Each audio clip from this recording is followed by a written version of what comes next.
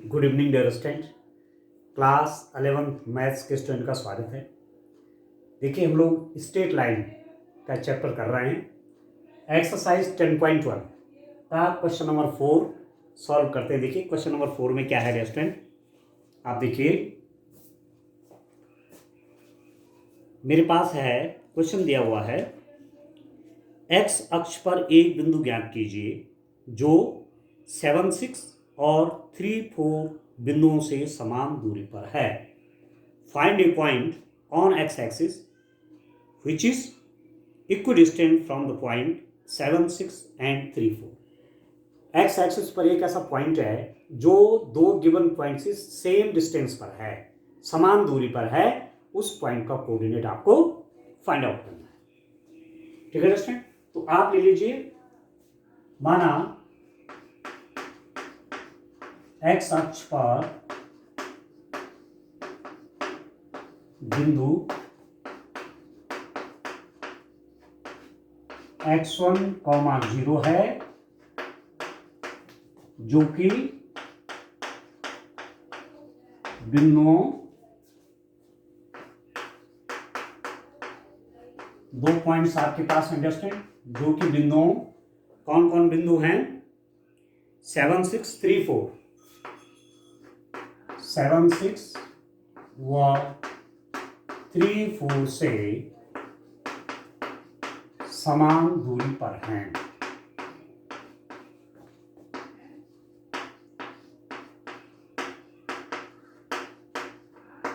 ठीक है, late I take a point on x-axis which has the coordinate x1, 0, which is at equal distance from this point and this point।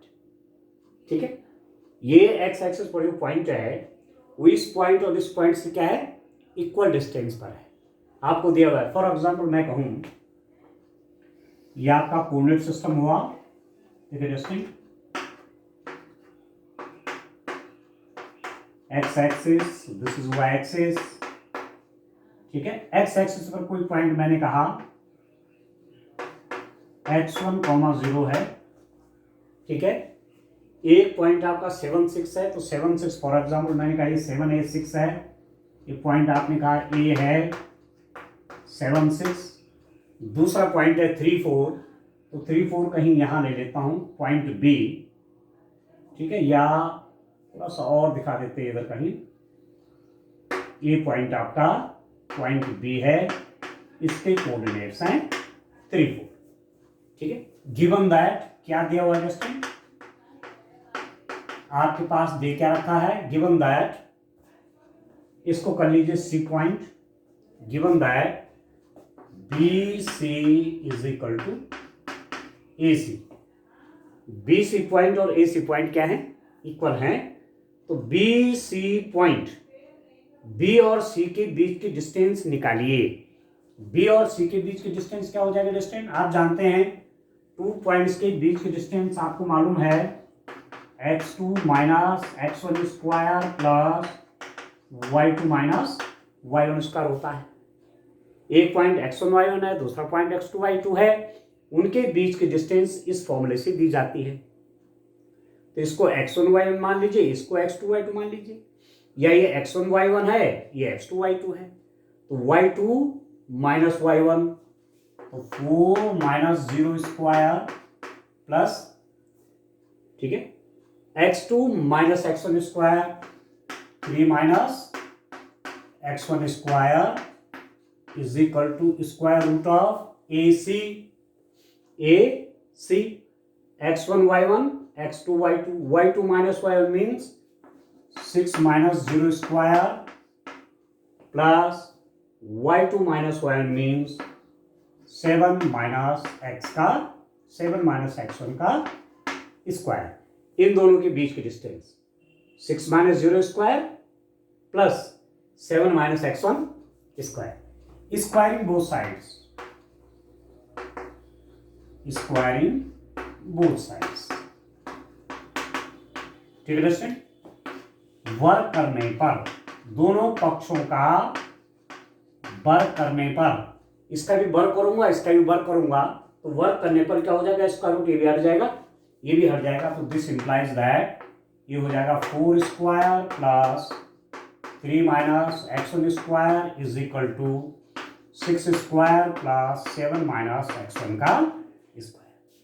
अब solve करिए कितना हो जाएगा, ये तो 16 हो गया आपका, plus a minus B whole square A square plus B square minus 2ab, a minus B whole square क्या होता है, A square plus B square minus 2ab, 2 into 3 into x1 is equal to ये कितना हो जाएगा 36 plus A square means 49 plus x1 square minus 14x1, A minus B whole square इसका square plus इसका square minus 2 into this ये आ गया।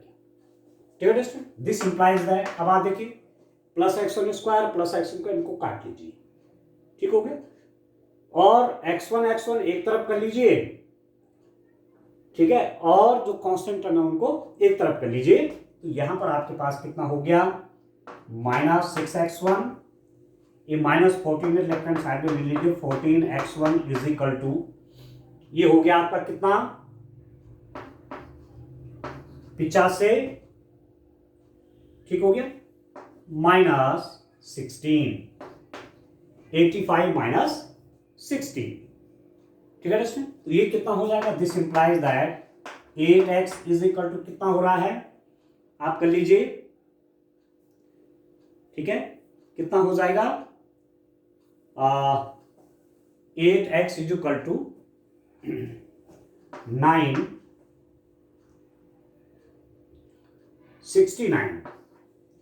एक बार ठीक से देखिए तो हमने कैलकुलेशन ठीक कर रखी है, 4 minus 0 square plus 3 minus x1 square is equal to 6 minus 0 square plus 7 minus x1 square, whole square करिए 4 स्क्वायर हो जाएगा, 3 minus x1 square plus 6 square, ये भी ठीक है, 16, ठीक है, इसका स्क्वायर माइनस 2 इंटू दिस ये भी ठीक है, 36 plus 49 plus x1 square minus 2 into this ये भी ठीक हो गया।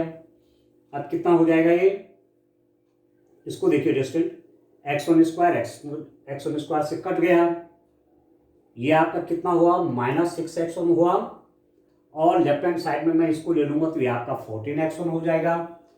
राइट हैंड साइड में कितना हो रहा है देखिए,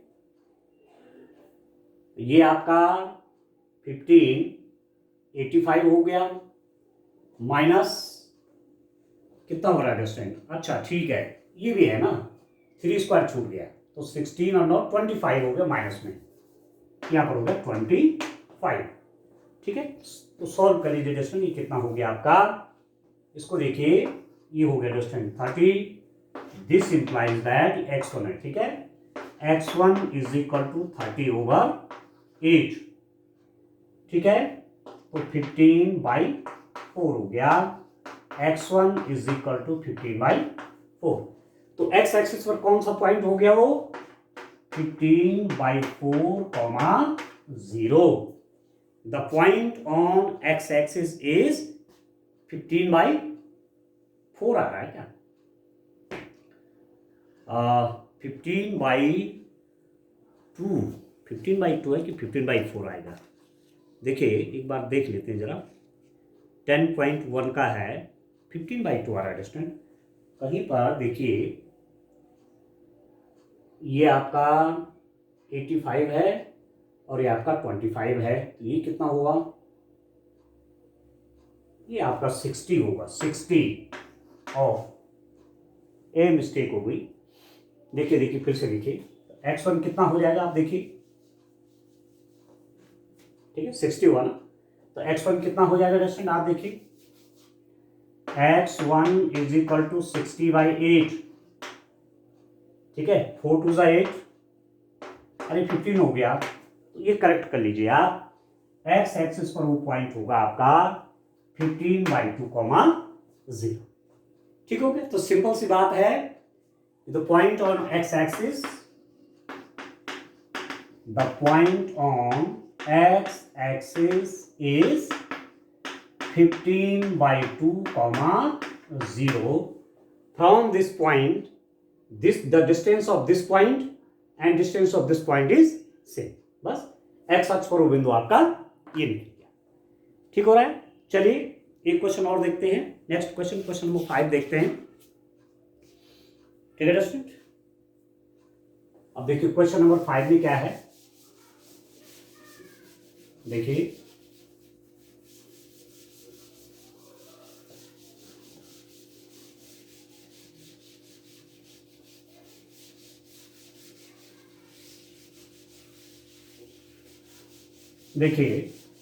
नेक्स्ट क्वेश्चन देखिए।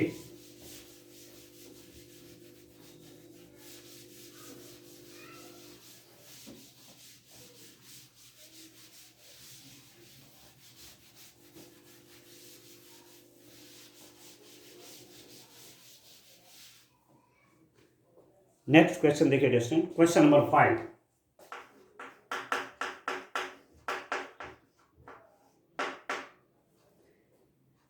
रेखा की ढाल ज्ञात कीजिए जो मूल बिंदु और 0, -4, B8, 0 बिंदुओं को मिलाने वाली रेखाखंड के मध्य बिंदु से जाता है।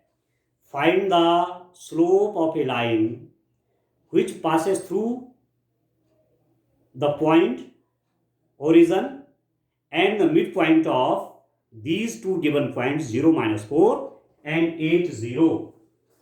देखिए जब मैं फिगर बनाऊंगा तो आपको ज्यादा क्लियर होगा। देखिए आप देखिए स्टूडेंट,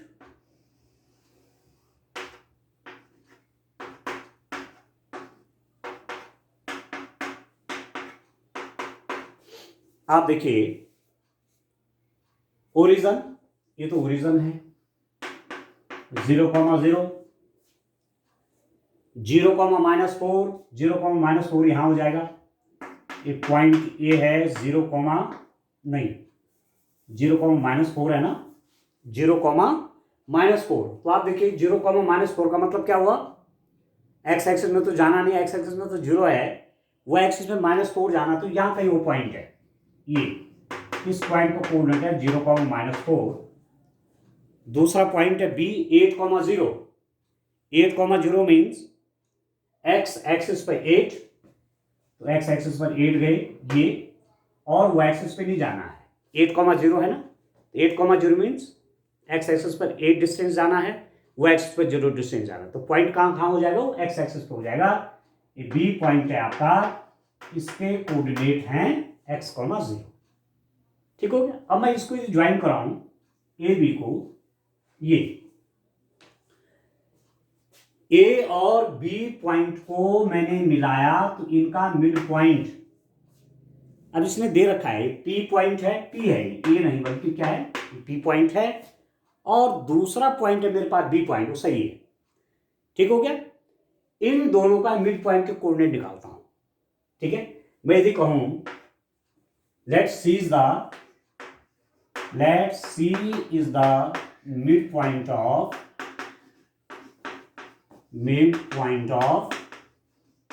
AB, माना C AB का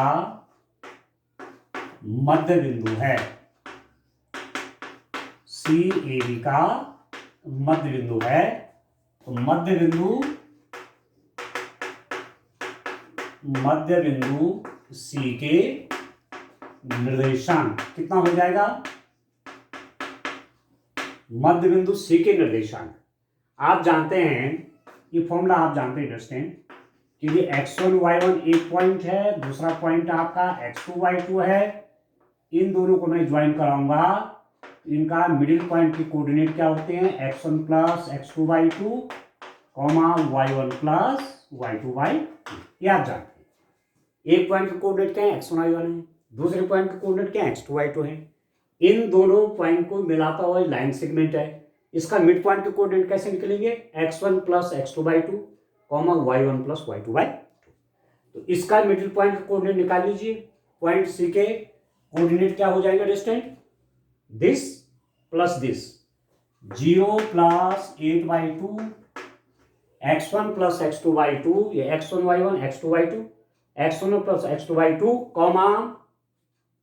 y1 plus y2 minus 4 plus 0/2 और ये हो जाएगा 4 कॉमा -2।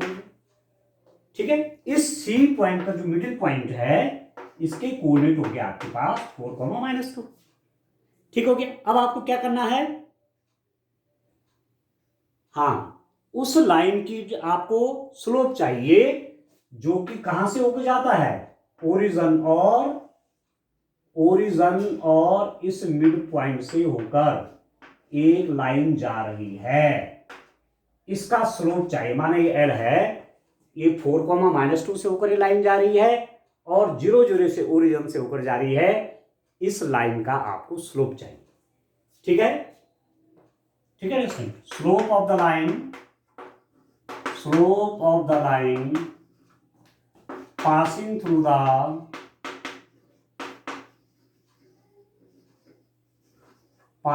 the points 0, 0 and 4 -2। ठीक है, बिंदु 0, 0 व 4 कॉमा -2 को मिलाने वाली रेखा की ढाल। ठीक है, क्या फॉर्मूला होता है, m is equal to y2 minus y1 over x2 minus x1। इस ओरिजिन को मान लीजिए x1 y1 और ये 4 -2 पॉइंट इसको मान लीजिए आप x2 y2। तो कितना हो जाएगा ये y2 minus y1 means y2 आपका -2 है, -2 और y1 क्या है 0, तो -2 minus 0 divided by y2 minus y1 तो लिख दिया, x2 माइनस x1 कितना है 4 माइनस 0 तो ये कितना हो गया -2/4, दिस इज इक्वल टू -1/2। तो इस लाइन, जो लाइन ओरिजिन और इस पॉइंट का जो मिड पॉइंट आएगा, इन दो पॉइंट से होकर जाने वाली लाइन का स्लोप।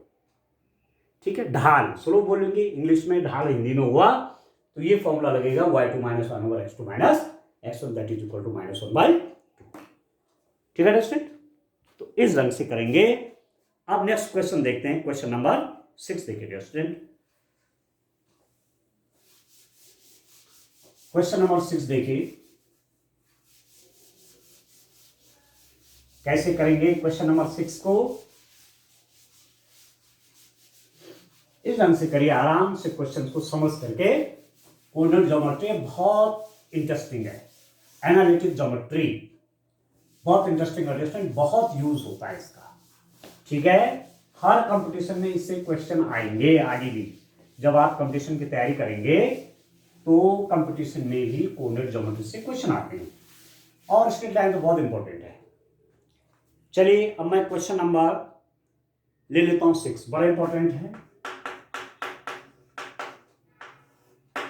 देखो प्रश्न आपको दिया हुआ है, पाइथागोरस प्रमेय की प्रयोग बिना दिखलाइए कि बिंदु 4, 4, 3, 5 और -1 एक समकोण त्रिभुज के शीर्ष हैं।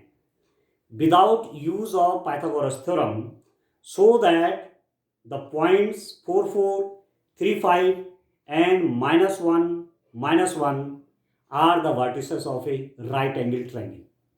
ये जो 3 पॉइंट्स दिए हुए हैं, किसी ट्रायंगल के वर्टिस के कोऑर्डिनेट दे रखे हैं, आपको शो करना है कि ये राइट एंगल ट्रायंगल बनाते हैं और पाइथागोरस थ्योरम का यूज उसमें नहीं करना है। बड़ा इंटरेस्टिंग क्वेश्चन है, देखिए। ठीक है दोस्तों, तो अभी तक तो आपने क्या पढ़ा था, देखिए एबीसी ट्रायंगल है, इसके वर्टेक्स हो गए आपके पास, कोऑर्डिनेट्स हैं वर्टेक्स के 4,4, इसके कोऑर्डिनेट 4,4 हैं, ये हो जाएगा 3,5 और सी वाला है -1, ठीक है। 4,4, 3,5, -1, -1। ये आपका ट्रायंगल है, ट्रायंगल के 3 वर्टिसेस हैं, ठीक है। आपको शो करना है कि राइट एंगल ट्रायंगल है। अब ये भी आपने पाइथागोरस थ्योरम का यूज नहीं करना। एक सिंपल मेथड क्या है, इसकी लेंथ निकालिए, इसकी निकालिए, इसकी निकालिए, दो साइड के स्क्वायर का सम तीसरी साइड के स्क्वायर के बराबर होता है। तो पाइथागोरस थ्योरम पर वो यूज नहीं करना, ठीक हो गया। इसका मतलब मुझे क्या करना चाहिए, मुझे दो लाइन सेगमेंट के बीच में एंगल चाहिए। यदि दो लाइन सेगमेंट के बीच में एंगल 90 निकल गया तो अपने आप ही हो गया। ये क्या है, तो अपने आप ही हो जाएगा, राइट एंगल ट्रायंगल है। तो मैं क्या करूं, मैं इसकी ग्रेडियंट निकालता हूं, इसकी ग्रेडियंट निकालता हूं, इसकी ग्रेडियंट निकालता हूं, ठीक है डिस्टेंस। अब आप देखिए ग्रेडियंट ऑफ, या आप स्लोप कह लीजिए, स्लोप ऑफ ए बी की ढाल, ठीक है। यदि मैं इसको m से दिखाऊं, और आप जानते हैं डिस्टेंस कि m होता है, क्या होता है, y2 minus y1 over x2 minus x1। Gradient ऐसा दिया जाता है, या स्लोप ऐसा दिया जाता है, y2 minus 1 over x2 minus x1। इसको लिख लीजिए x1 y1, इसको लिख लीजिए x2 y। तो m1 आपका हो गया x2 y2 means 5 minus y2 minus y1 है, तो आप लिख दीजिए 5 minus 4 divided by x2 minus x1 means 3 minus 4 हो गया। 5 माइनस 4 डिवाइडेड बाई 3 माइनस 4, ये हो जाएगा आपका -1, ठीक है। इस AB का स्लोप निकल गया -1, ठीक हो गया। अब मैं x1 y1 यहां हटा देता हूं, मुझे कहीं और जरूरत पड़ेगी इसकी। अब आप देखिए slope of BC, slope of BC की ढाल, ठीक है दोस्तों। यदि मैं उसको m2 मान लूं, ठीक है। अब इस पॉइंट को मैं क्या मान लेता हूं, x1 y1, ये क्या है, x2 y2। तो BC का स्लोप कैसे निकलेगा, y2 माइनस y1, तो -1 minus 5 divided by y2 minus y1, -1 minus 5 divide by x2 minus x1, -1 minus 3, y2 minus y1, -1 minus 5 divided by -1 minus 3। तो कितना हो गया ये, -6 बाई -4, तो 3/2 आ गया डिस्टेंस, ठीक हो गया। अब आप देखिए स्लोप ऑफ AC का स्लोप निकालिए। AC का स्लोप क्या होगा, मैं इसको हटा देता हूं, देखिए। अब मैं फिर क्या करता हूं, इसको मान लेता हूं x1 y1, और इसको ले लेता हूं x2 y, ठीक है। तो AC का स्लोप कितना हो जाएगा, यदि मैं इसको M3 से दिखाऊं, y2 माइनस y1, तो देखिए distance -1 minus 4 divided by x2 minus x1, -1 minus 4, तो ये हो जाएगा -5 by -5, and that is equal to 1, ठीक है। अब आप यहां पर क्या देख रहे हैं, बड़ा इंटरेस्टिंग है, m1 का स्लोप -1 आया, m3 का स्लोप कितना आया, 1 आया। तो क्या क्या देख रहे हैं आप, m1 into m3 is equal to 1 into -1, that is equal to -1। मतलब m1 m3 कितना आ गया, -1 आ गया। और आपने पढ़ा हुआ है कि दो लाइन परपेंडिकुलर होंगे, या दो लाइन सेगमेंट परपेंडिकुलर होंगे, यदि उनकी स्लोप्स m1 और m2 हों, टू लाइंस का स्लोप m1 और m2 हों, और यदि वो परपेंडिकुलर हों, तो m1 इंटू m2 क्या होता है, -1 होता है, ठीक है। एक लाइन का स्लोप क्या है, m1 है, दूसरी का स्लोप क्या है, m2 है। यदि उनका स्लोप का मल्टीप्लिकेशन -1 है, तो वो परपेंडिकुलर होते हैं। अब यहां पर आपको क्या लग रहा है, m1 इसका स्लोप है, m3 इसका स्लोप है m3, ठीक है। और आपके पास क्या आ गया, m1 m3 कितना हो गया, -1 आ गया।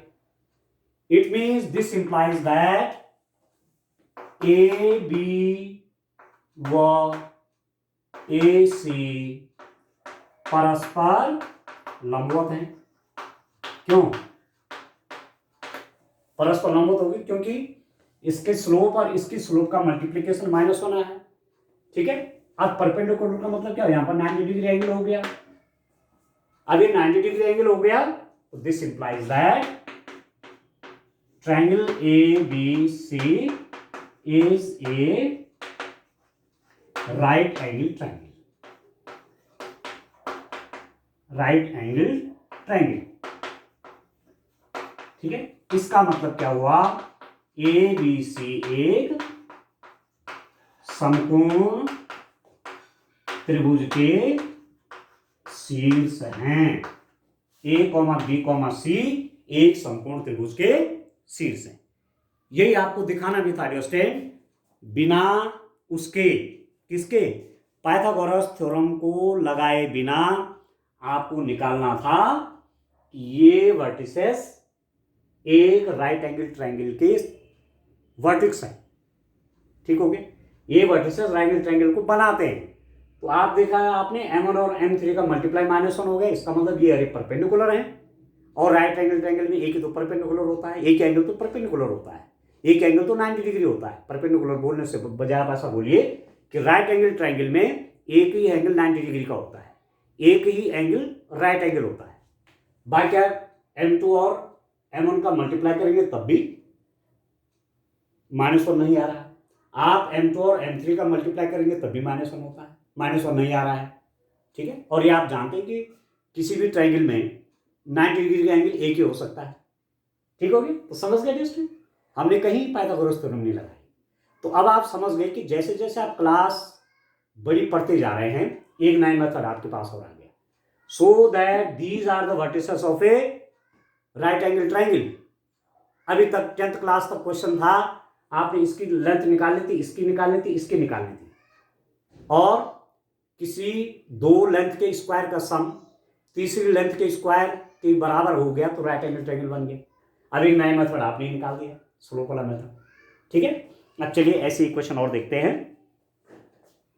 देखिए दोस्तों, क्वेश्चन नंबर 7 देखिए आप।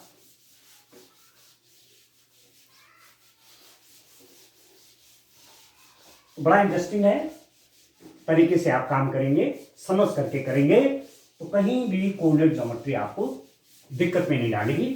थोड़ा सा ध्यान ही रखना है कि फॉर्मूले आपको याद होने चाहिए।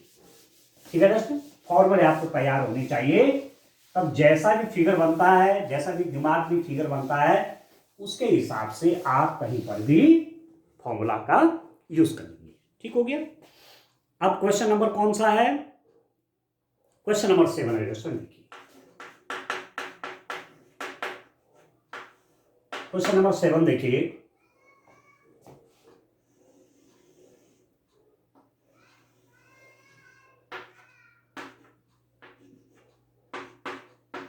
ये एक्स एक्सिस है स्टूडेंट, ये क्या है? वाई एक्सिस है। ठीक हो गया। उस रेखा का समीकरण ज्ञात कीजिए जो वाई अक्ष की धन दिशा से वामावर्त मापा गया 30 डिग्री का कोण बनाता है। उस रेखा का समीकरण ज्ञात कीजिए, समीकरण नहीं है ये, इसने होना है स्लोप। उस रेखा का स्लोप ज्ञात कीजिए जो उस रेखा की ढाल ज्ञात कीजिए जो वाई अक्ष की धन दिशा से वामावर्त मापा गया 30 डिग्री का कोण बनाती है। Okay, find the slope of a line which makes an angle of 30 degrees with the positive direction of Y axis. एक रेखा वाई अक्ष की धनात्मक दिशा से कितने डिग्री का एंगल बना रही है? 30 डिग्री का बना रही है। तो मैं मान लेता हूं, चलिए माने ये है लाइन, फॉर एग्जांपल किसी टाइम पर मैंने कहा ये लाइन आपकी, ये है वाई एक्सिस, वाई एक्सिस धनात्मक वाई अक्ष, ये पॉजिटिव वाई एक्सिस, ये पॉजिटिव वाई एक्सिस, इससे वामावर्त मींस एंटी क्लॉकवाइज, वामावर्त means anti clockwise, anti clockwise कितनी डिग्री का एंगल बना रहा है? 30 डिग्री का बना रहा है। ठीक है दोस्तों, ठीक है। तो आपको इसका स्लोप निकालना है। अब आप देखिए, ये तो 90 है, ये तो 90 डिग्री हो गई, तो ये पूरा एंगल कितना हुआ, पूरा आपका 120 डिग्री हो गया, नहीं हो गया? ये 90 और 30 है तो 120 डिग्री होगी, ठीक है। The line, this line makes an angle of 120 degrees with x axis। यह रेखा x अक्ष की धनात्मक दिशा से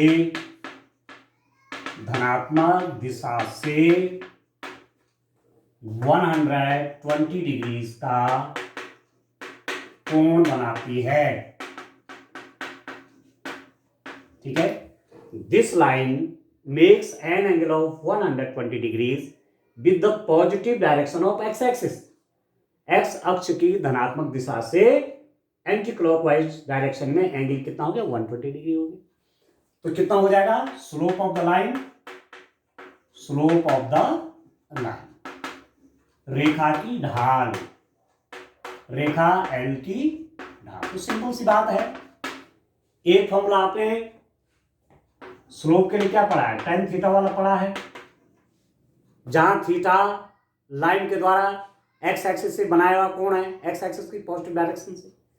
और दूसरा आपने क्या पढ़ा, m is equal to y2 minus y1 over x2 minus x1।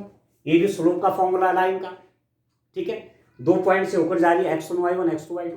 तो जहां पर जैसी स्थिति होगी उस हिसाब से फॉर्मूला यूज करना है। तो यहाँ पे मेरे पास एंगल है ना, कोण तो कहीं है नहीं दे रखे, तो मैं एंगल वाला फॉर्मूला यूज करूंगा। तो m is equal to tan 120 degree, ये एंगल आपका 120 डिग्री है। तो कितना हो जाएगा, m इज इक्वल टू, इसका निकाल लीजिए, इसको आपने ट्रिग्नोमेट्री तो पढ़ी हुई है, 90 प्लस 30, तो m is equal to 10 90 plus theta हो गया माइनस कॉट थीटा और 30 डिग्री। तो m इज इक्वल टू कितना हो गया student, minus square root of 3। तो स्लोप आ गया आपके पास कितना, माइनस स्क्वायर रूट ऑफ 3, या आप कहेंगे रेखा की ढाल कितनी हो गई, माइनस स्क्वायर रूट ऑफ 3 हो, ठीक है दोस्तों। इस टाइप से आप इन क्वेश्चंस को करें। आज के लिए इतना काफी है, थैंक यू।